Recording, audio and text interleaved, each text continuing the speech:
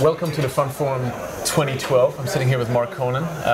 Mark Konyn, of course, has been in Asia for many, many years. I've known you for about 10 now or so. Quite a long time, yeah. And you've been CEO in a couple of organizations over time, have thought about the industry here long and hard, and know it very well. What I thought was a good idea to maybe touch on some of the things you've written in the FT, the book that you've published on investing in Mandarin, which not everybody can read, but right. Some of you can, obviously.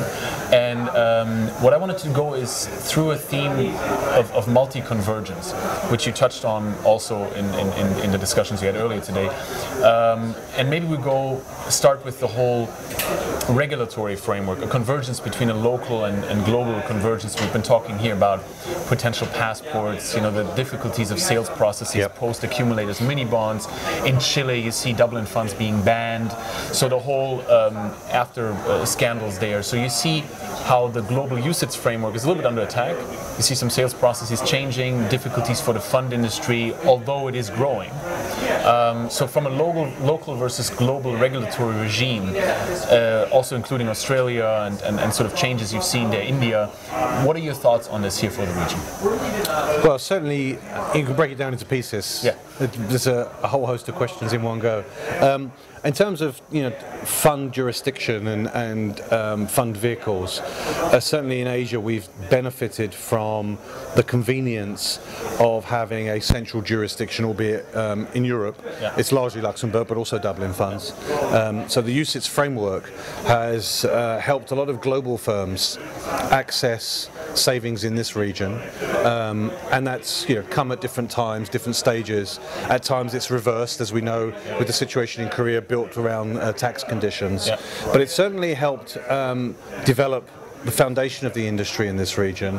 But I would say that more recently, as we've seen, UCITS is designed for Europe, and as we've seen certain European considerations be built into the next generation, the next incarnation of what UCITS is, it hasn't always been convenient locally in this region, market by market, for those regulatory regimes to take on the changes.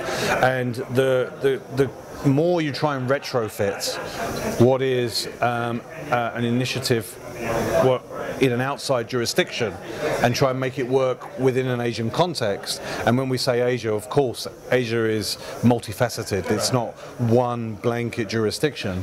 The more difficult it's become to process that, both from a regulatory point of view, yeah. And there have been issues when we moved from 2 to 3 under UCITS, and then subsequently beyond that. And also from the firms themselves that purport to operate globally, it becomes a bit of a Rubik's Cube, yeah. Where you move one piece and every face on the cube suddenly is out of kilter. Do you feel that, a quick example, you have in Japan a lot of Brazilian funds, Brazilian real themes. Yeah, they're invested, yes. Invested in that, yeah. Yeah. You have in Chile and in Peru and Colombia 80% of the investments being in Asia. Yes. So there's sort of Australia, of course, being a big hub here with retirement yes. investing. So you see different permutations of local fund development, product development, yes. versus global product development. Some product development heads have moved to Asia because there's more turnover and more storytelling here. By and large, leaving aside that it's more difficult today to get a product registered and licensing through the SSC, have you seen a shift towards more of a focus on local products by international fund houses, or do they still take a global fund and try to sell it everywhere? Well, the simplistic approach clearly is to try and, create a ubiquitous offering where, as little heavy lifting as possible. Yeah. So you take something which pre-exists, which has critical mass, which already has economies of scale, and you try and scatter that out across the region. And at different times that's had some success and at different levels of segmentation. But I think what we've seen in recent years, as the sort of middle segment in the market has deepened and developed, i.e. that's the sort of the professional class, yeah. who are waged and saving regularly and take financial services fundamentally seriously and different to perhaps the higher net worth individual who is an infrequent buyer and much more driven by uniqueness and the current offering. Whereas the segment I'm talking about are people that make regular commitment to savings. I think as you drill down into that more and more deeply, there needs to be bespoke local offerings which really take account of what that segment's looking for. Is that, for example, what Schroders has done with the local Hong Kong last year with the multi-asset income funds? Yes, I think that is a great example. Okay. And I think where they've had success is their ability to be locally in tune with where the demand is and be flexible and adaptable enough to implement that without having to take account of what does this mean for the other side of the Rubik's Cube.